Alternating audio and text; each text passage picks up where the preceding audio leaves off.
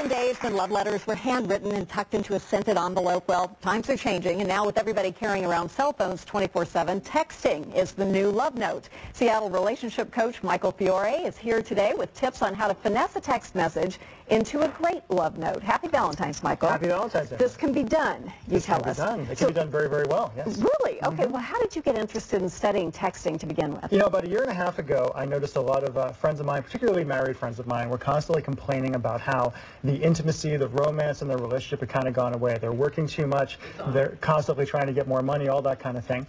And I was having a lot of success in my love life with my girlfriend using text messages. I travel a lot for work. I'm very, very busy. She's very, very busy.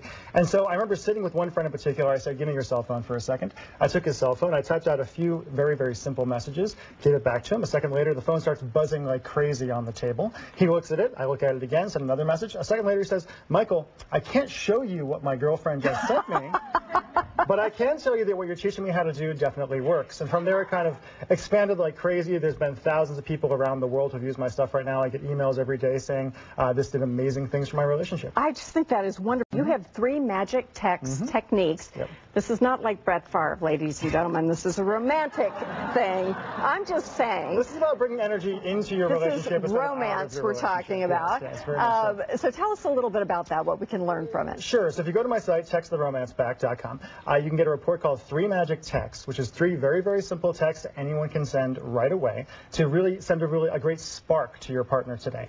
And the simple formula is basically first you send a curiosity text, something along the lines of, I can't stop thinking about ... That little curiosity there is the important thing. You wait for a response, then you say something you really love about your partner. Your eyes, your lips, the way you looked this morning, how great you felt in my arms this morning before we said goodbye. And then after you get a response to that, you send an anticipation text saying something along the lines of, you have no idea how much I love and appreciate you, but I'm going to show you tonight.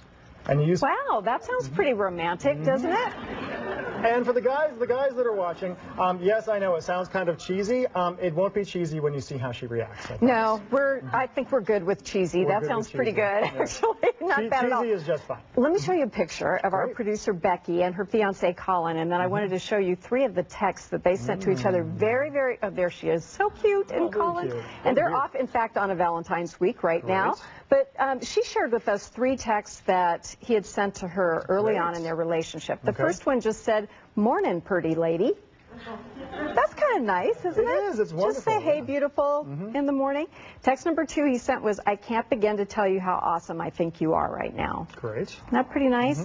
And then the third one was, "I hope you know what a wonderful person he meant to say think, went finnel, but we have all done that. You are. Yep. You're a very wonderful person, I finnel, and how special you are to me." So what can you tell about those texts in terms of what was successful and what made him feel good? What I love about this is, you know, even though he's not a great writer guy who's really into words, he's obviously really sincere in how he feels about it, right? If I was coaching him or if he was going through some of my stuff, I would tell him to be more specific. Instead of saying, "Good morning, pretty lady," be really specific. What do you really love about her? What do you love about the way she looks, what she does in your life? Her eyes, the general shape of her, what is it specifically? Specifics are fantastic when it comes to reminding someone how much you love them. And this would work the other way for women to be appreciative of their husbands too. Men are horribly under-romanced in our culture, right? I'm afraid if I send one of these to my husband, he's going to say, "Who is this?"